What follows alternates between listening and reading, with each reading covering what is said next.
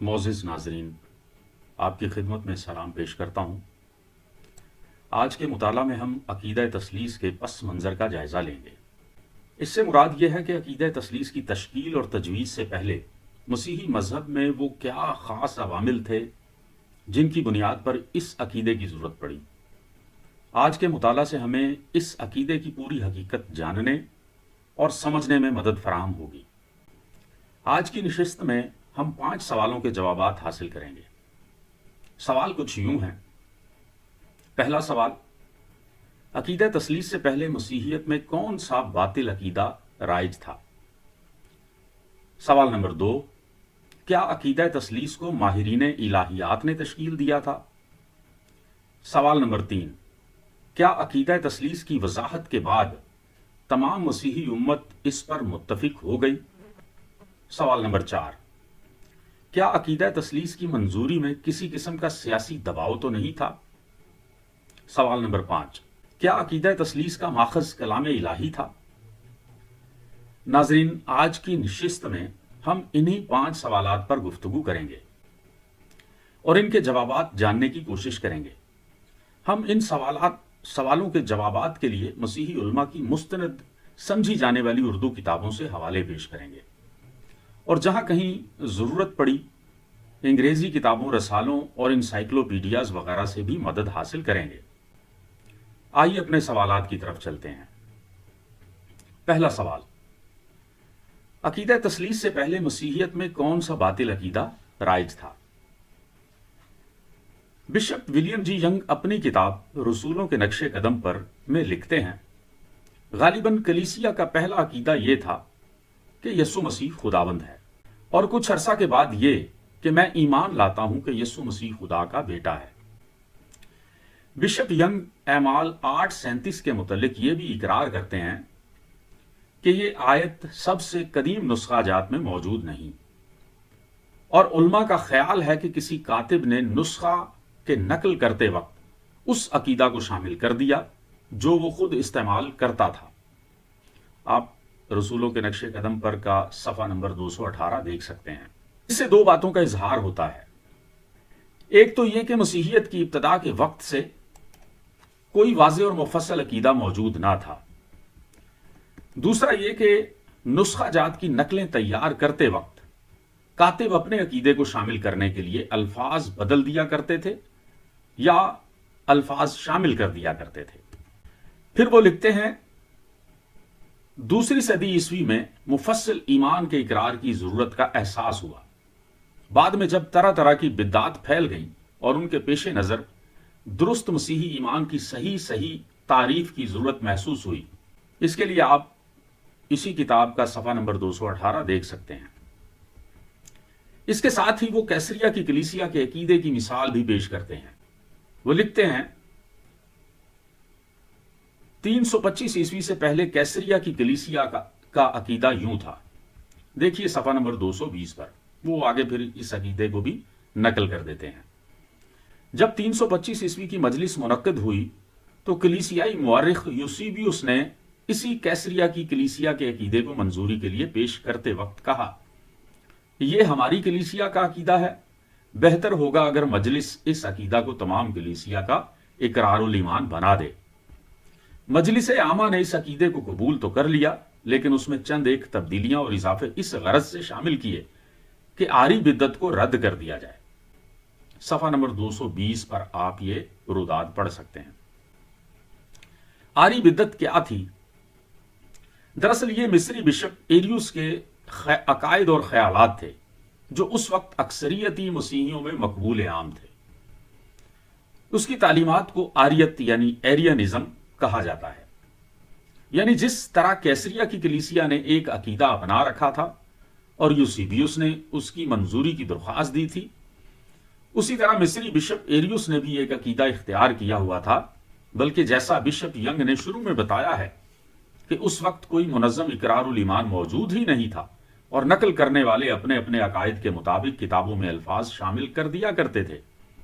तो इस सूरत हाल में गोया जहां कहीं भी मसीही आबाद थे वो किसी एक अकीदे पर मुत्तफिक व मुत्तहिद ना थे। یہاں یہ بھی سوال پیدا ہوتا ہے کہ آخر کیوں 1.5-2 صدیاں گزر جانے کے بعد بھی مسیحیوں کے پاس کوئی متفقہ اقرار الایمان نہیں تھا جس پر وہ متفق ہوتے؟ اس کی سب سے بڑی وجہ یہ تھی کہ اپنی ابتدا سے لے کر قسطنطین اعظم تک مسیحی لوگ جا بجا ایذار ثانیہ برداشت کر رہے تھے۔ اس دوران وہ مذہبی جوش و جذبے سے تو معمور تھے اور ان کی تعداد بھی بڑھ رہی تھی، لیکن یہ ترقی کسی ایک اقرار الایمان کی وجہ سے نہ تھی، بلکہ صرف یسوع مسیح کی پر اثر شخصیت اور مسیحیوں کی اس کے لیے والہانہ محبت کی وجہ سے تھی۔ لہٰذا ان کے پاس ایسی فرصت اور سہولت نہ تھی کہ وہ عقائد اور اقرار الایمان کی تشکیل کرتے۔ پادری ہیرس تو یہ لکھتے ہیں کہ صرف نکایا کی کونسل میں زیر بحث آنے والا مسئلہ 60 سال تک چلتا رہا۔ اس کے لیے آپ پادری ہیرس صاحب کی کتاب تواریخ مسیحی کلیسیا کا صفحہ نمبر 169 ملاحظہ کر سکتے ہیں۔ بس اس سے ثابت ہوا کہ 325 عیسوی کی مجلس سے پہلے مسیحی کسی بھی ایک عقیدے پر متفق نہ تھے، اور نہ ہی ان کے پاس کوئی واضح اور متفقہ اقرار الایمان موجود تھا۔ سوال نمبر 2، کیا عقیدہ تثلیث کو ماہرین الہیات نے تشکیل دیا تھا؟ اس کا جواب یوں ہے، قسطنطین کے مسیحی ہو جانے کے بعد مسیحیوں کے لیے سکھ کا سانس لینا آسان ہو گیا تھا۔ اب وہ یقیناً مسائل الہیات پر بھی سوچنے کے قابل ہو سکتے تھے، لیکن اس سے پہلے کہ وہ مسائل الہیات پر غور و فکر کرتے یا کسی ایک ہی اقرار الایمان پر متفق و متحد ہوتے، انہیں اس کے لیے کافی وقت درکار تھا۔ اگرچہ قسطنطین اعظم نے انہیں مذہبی آزادی دے دی تھی، لیکن وہ اس کے لیے کسی ایک عقیدے پر متفق نہیں تھے کہ ان کو ابھی تک اکثریتی طبقے یعنی بت پرست یونانیوں اور رومیوں کے درمیان بغیر کسی خوف کے آزادانہ اپنے مذہب کی تبلیغ کا موقع نہ ملا تھا۔ اب اگرچہ انہیں سرکاری سطح پر تحفظ تو حاصل تھا، لیکن اپنے سامعین کے سوالات کے جوابات دینے کے لیے ان کے پاس اتنا علم نہ تھا۔ ان کے اکثر پڑھے لکھے بزرگ وفات پا گئے تھے، کیونکہ یہ 2 صدیوں کی کہانی تھی جس میں زیادہ جوشیلے اور نمایاں مسیحیوں کو شہید کر دیا گیا تھا، اور ان کی اولادوں کے لیے مدرسوں میں تعلیم کا حصول ممکن ہی نہ تھا۔ تعلیمی ادارے محدود اور حکومت کے زیر اختیار تھے، جہاں یونانی فلسفہ اور رومی نظریات کی ہی تعلیم دی جاتی تھی۔ اس زمانے میں صرف اسی شخص کو تعلیم یافتہ مانا جاتا تھا جو یونانی زبان اور فلسفہ سے واقف ہوتا۔ لہٰذا اس صورتحال میں کسی ایذا رسیدہ قوم کا ان اداروں میں تعلیم حاصل کرنا ممکن ہی نہ تھا۔ مختصر یہ کہ مسیحیوں کی یہ نسل بہت کم تعلیم یافتہ تھی۔ ظاہر ہے کہ اس وقت مسیحیوں نے یونانیوں اور رومیوں تک مسیح کی انجیل پہنچانے کے لیے انہی کی زبان اور فکر و فلسفہ کا استعمال کرنا تھا، اس لیے سب کے سب اپنی اپنی قابلیت کے مطابق ہی کامیاب ہو سکتے تھے۔ ایریوس کا تعلق مصر کے شہر اسکندریہ سے تھا، جہاں مشہور عالم فلسفی ارسطو کا مدرسہ تھا۔ ایریوس 250 عیسوی میں پیدا ہوا تھا۔ اس اعتبار سے نکایا کی مجلس کے وقت اس کی عمر 75 سال کے لگ بھگ تھی، اور وہ دانائی کے ساتھ ساتھ مسیحیوں میں اچھی خاصی شہرت بھی رکھتا تھا، جبکہ اس کا حریف اتھناسیوس کا تعلق بھی اگرچہ اسکندریہ سے تھا، لیکن وہ 298 عیسوی میں پیدا ہونے کی وجہ سے ایریوس سے عمر میں بہت چھوٹا تھا۔ نکایا کی مجلس 325 عیسوی کے وقت اتھناسیوس کی عمر 27 سے 30 سال کے قریب بنتی ہے۔ اس کی عمر کے حساب سے اس کی علمی قابلیت کا بھی اندازہ لگایا جا سکتا ہے کہ وہ ایریوس سے زیادہ نہ تھا۔ اس لیے عین ممکن ہے کہ یہاں ذاتیات اور سبقت لے جانے کا مسئلہ بھی آڑے آیا ہو۔ یہ شخصی اور نظریاتی جنگ انتہائی نزاکت اختیار کر گئی تھی۔ جہاں تک ہمارے سوال کا تعلق ہے، رومن کیتھولک مصنف جان سی دوائر کی تاریخ کلیسیا کی طرف رجوع کرنا چاہیے۔ وہ لکھتا ہے کہ ایسا معلوم ہوتا تھا کہ ایذار ثانیوں کے خاتمے کے بعد کلیسیا الہیاتی امور پر اپنا زیادہ تر وقت صرف کرے گی، اور یہی یونان کے لوگ چاہتے بھی تھے، لیکن مسئلہ سنگین تھا۔ ایسا ایمان جنم لے رہا تھا جس نے مشرق کی پوری کلیسیا کو ایمانداروں کی پوری جماعت سے کاٹ کر رکھ دیا تھا۔ اس کے لیے آپ جان سی دوائر کی کتاب تاریخ کلیسیا کیتھولک کلیسیا کے 2000 برس صفحہ نمبر 147 ملاحظہ کر سکتے ہیں۔ इस सब के बावजूद कुस्तुनतीन का मकसद सियासी था, लिहाजा उसको इस बात से गरज ना थी कि मसीहियों का कौन सा अकीदा दुरुस्त है या कौन सा गलत।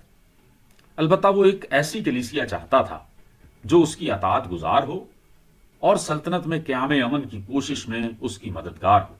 अगरचे कलीसिया ने सल्तनत को दुरुस्त करने में बड़ा हिस्सा लिया था, मगर किसी कदर अपनी आज़ादी को खो दिया और कई बातों में हुकूमत के जेर होना पड़ा।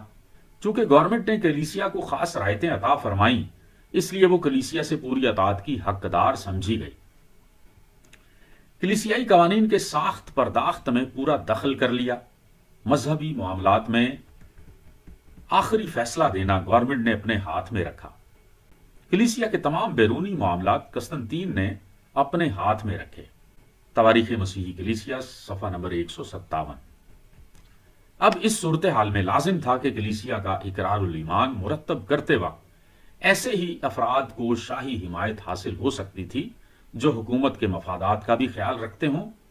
यहां उनकी मजहबी, इल्मी या इलाहियाती सलाहियतों का सवाल ही पैदा नहीं होता। यहां यह बयान करना भी दिलचस्पी से खाली ना होगा कि कुस्तुनतीन आजम के मसीही मजहब को इख्तियार करने की असल वजह भी बता दी जाए। जॉन सी ड्वायर अपनी किताब में लिखते हैं कि कुस्तुनतीन के मुहर्रिकात इसके लिए वाजे नहीं थे। कुस्तुनतीन का भी सल्तनत को बहाल करने का एक ही सियासी तसव्वुर था और वो जानता था कि सिर्फ मजहबी इत्तेहाद ही ऐसा है जिस पर वो इसकी बुनियाद कायम कर सकता है। जॉन सी ड्वायर की किताब सफ़ा नंबर 145।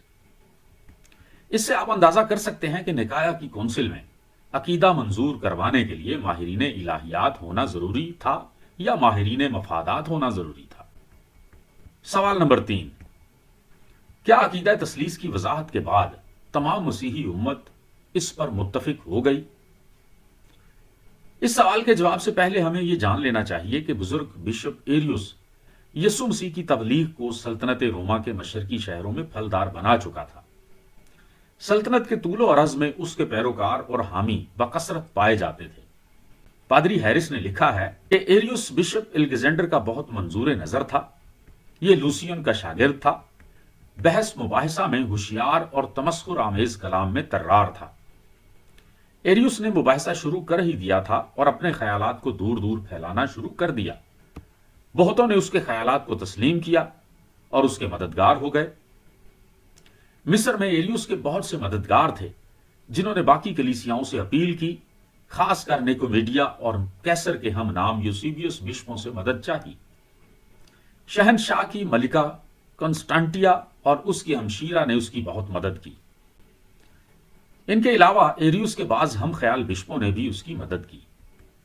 सफा नंबर 171 ता 173। इक्तबासात साफ साफ बता रहे हैं कि एरियुस की शोहरत गैर मामूली थी। उसकी तालीमात को न सिर्फ अवामी हिमायत हासिल थी, बल्कि बहुत से मजहबी रहनुमा और रियासत और सियासत से वाबस्ता लोग भी उसके ख्यालात की कदर करते थे। यहां सवाल पैदा होता है कि जब एरियुस की तालीमात बिल्कुल वाज़ेह और काबिल कबूल थीं, तो फिर उसके खिलाफ निकाया की कौंसिल की जरूरत क्यों पेश आई?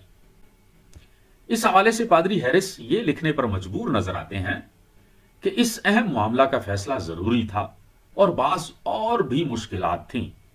देखिए सफा नंबर 173। बस ये जो और भी मुश्किलात थीं, यही इस कौंसिल के इनेकाद का सबब थी। हम पहले मुताला कर चुके हैं कि शहनशाह रोम कुस्तुनतीन के नजदीक अमन और इत्तेहाद कायम करना ही असल मकसद था।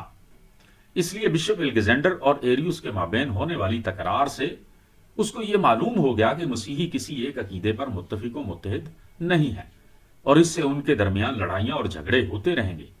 लिहाजा उनके माबेन एक अकीदे का मसला हल करना लाजिम है। पादरी हैरिस लिखते हैं कि अगरचे इससे पेशतर भी कई कौंसिलें हुई, मगर वो अपने अपने इलाका की जरूरत के मुताबिक थीं। लेकिन ये कौंसिल अमीम साबित हुई, जिसका मुद्दा यह था कि तमाम कलीसियाओं के वकील जमा होकर अपने अपने ईमान और हकीकी बरादरी को जाहिर करें। इस कौंसिल में 1500 डेलीगेट्स और 300 से ज्यादा बिशप फराहम हुए, जो अमूमन मशरकी कलीसियाओं से आए थे। सफा नंबर 173। पादरी हैरिस बताते हैं कि इस कौंसिल में एरियुस के मसला के अलावा और बातें भी काबिल फैसला थी, इसलिए कौंसिल 3 महीने तक कायम रही। देखिए सफा नंबर 174। یقین جانے کہ ساری باتیں تاریخ کی ان کتابوں میں موجود ہیں جو ہماری آنکھیں کھولنے کے لیے کافی ہیں، لیکن افسوس کہ ہم معاملات کی رودات پڑھتے وقت بہت سے حقائق کی طرف توجہ نہیں دیتے۔ ہم پہلے یہ بات جان چکے ہیں کہ اس کونسل میں 300 سے زائد بشپ شامل تھے، جن میں کیسریا کی کلیسیا کا بشپ یوسیبیوس بھی تھا، جس نے عقیدہ تثلیث کو منظوری کے لیے پیش کیا تھا۔ کونسل کی کارروائی شروع ہوئی اور ایریوس کی طرف سے عقیدہ پیش کیا گیا۔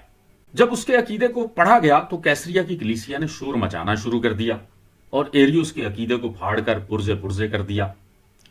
پادری ہیرس نے لکھا ہے کہ اس کے بعد کیسریا کی کلیسیا کے بشپ یوسیبیوس نے وہ عقیدہ پیش کیا جو اس کی کلیسیا میں رائج تھا۔ کونسل نے اس عقیدہ کو آرتھوڈاکس ایمانی عقیدہ منظور کیا۔ اس پر اتھناسیوس نے عقیدہ کو زیادہ واضح کرنے کی خاطر ذیل کی 3 باتیں شامل کرنے پر زور دیا۔ صفحہ نمبر 175 پر آپ یہ بات بھی پڑھ سکتے ہیں۔ آپ خود اندازہ کر سکتے ہیں کہ یہ اقتباس کیسے ایک جنگل کی تصویر پیش کر رہا ہے۔ مجلس بادشاہ وقت نے بلائی ہو اور اس کے سامنے ایک فریق دوسرے پر جھپٹ پڑے، اس کے عقیدے کی تضحیک اور بے حرمتی کرے، پھر اپنے غیر واضح عقیدے کو پیش کرے، اسی وقت اس میں مزید ترمیم و اصلاح بھی کرے اور پھر اسے منظور کروا لے۔ کیا یہ کوئی مہذب طرز عمل دکھائی دے گا؟ اس کاروائی سے تو صاف معلوم ہو رہا ہے کہ جن باتوں کو پادری ہیرس نے اور باتیں یا اور بھی مشکلات کہہ کر ذکر کیا تھا وہ یہی باتیں تھیں۔ کیا ایسا تو نہیں کہ کیسریا کی کلیسیا کی طرف سے بادشاہ کے سامنے کوئی بڑی سفارش رکھی گئی تھی، اس کے تحت یہ ساری ترکیب پہلے ہی سے سوچ لی گئی ہو؟ اس کے بعد ایریوس اور اس کے حامیوں کی جائیدادیں ضبط کی گئیں، اس کو ساتھیوں سمیت جلا وطن کر دیا گیا اور اس کی تحریریں بھی جلا دی گئیں۔ مختلف کلیسیاؤں کے معاملات پر 20 قوانین بنائے گئے اور ایسٹر کی تاریخ سے متعلق یہ فیصلہ ہوا کہ اسے مغربی رسم کے مطابق منایا جائے۔ دیکھیے پادری ہیرس کی کتاب صفحہ نمبر 175۔ اس تمام واقعہ سے یہ نتیجہ سامنے آتا ہے کہ ایریوس کو رد کرنے کے بعد بھی سارے فیصلے یک طرفہ طور پر کیے گئے تھے۔ سلطنت روما کے متعلق کہا جاتا ہے کہ وہ ایک روادار جمہوری سلطنت تھی، جبکہ ان باتوں سے اس کے متعلق یہ دعوے بھی تیل ہو جاتے ہیں۔ پادری ہیرس اس حوالے سے لکھتے ہیں کہ اتھناسیوس کے زیر ہدایت آرتھوڈاکس پارٹی کی فتح ہوئی، لیکن کنزرویٹو پارٹی چرچ ایریوس عقیدے سے متفق نہ تھی اور اس کے عقیدے کو بدعت قرار دیتی تھی، مگر اس بات کے خلاف تھی کہ اس کے ساتھ ایسی سختی کیوں کی گئی۔ کونسل میں ایریوس کو شکست ہوئی اور اس کا عقیدہ رد کر دیا گیا، مگر یہ فتح صرف تھوڑے شخصوں کی رائے سے ہوئی، بہت سے کونسل کے ممبروں کی تسلی نہ ہوئی۔ اس کونسل کے بعد تفرقے اور جھگڑے اس قدر بڑھ گئے کہ پہلے کبھی نہ ہوئے تھے۔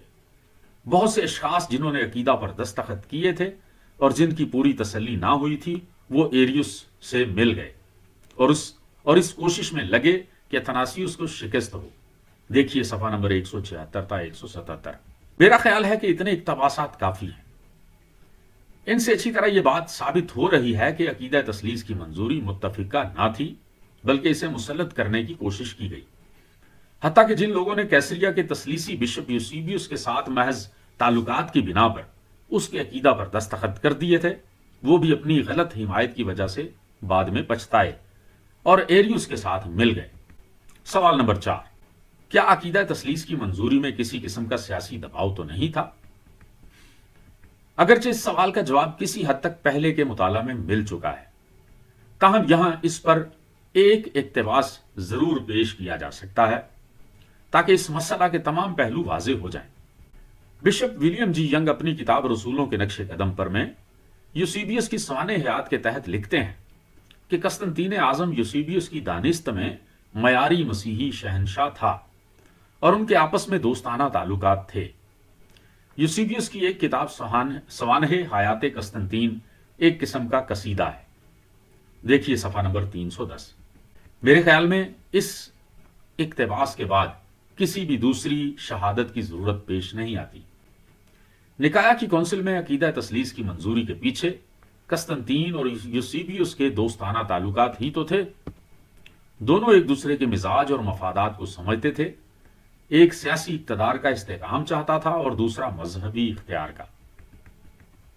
سوال نمبر 5، کیا عقیدہ تثلیث کا ماخذ کلام الہی تھا؟ جواب، جب بھی عقیدہ تثلیث پر بحث کا آغاز ہوتا ہے تو اکثر مسیحی یہ دعویٰ کرتے ہیں کہ عقیدہ تثلیث کی جڑیں کلام الہی میں پائی جاتی ہیں۔ اس حوالے سے ہمیں انتہائی احتیاط سے کام لینا ہوگا۔ اگر اس عقیدہ کی جڑیں کلام الہی سے ثابت ہو جائیں تو ہمیں اسے مان لینا ہوگا، لیکن اگر یہ ثابت ہو جائے کہ اس کی جڑیں کلام الہی میں موجود نہیں تو پھر اس کو کسی بھی طور قبول کرنا ہمارے لیے درست نہ ہوگا۔ پاکستان میں عقیدہ تثلیث پر سب سے زیادہ شائع ہونے اور پڑھی جانے والی اردو کتاب تثلیث فی التوحید ہے، جسے پیٹر مے نے لکھا، کلف اے سنگھ نے ترجمہ کیا اور مسیحی اشاعت خانہ لاہور نے پہلی بار 1976 عیسوی میں طباع و شائع کیا۔ پیٹر مے لکھتا ہے کہ علماء دین کو اس تعلیم کو ظاہر کرنے کے لیے ایسے محاورات و الفاظ مثلا 3 اقانیم میں سے ایک خدا، جوہر، باہمی نفوذ، تثلیث وغیرہ استعمال کرنے پڑتے ہیں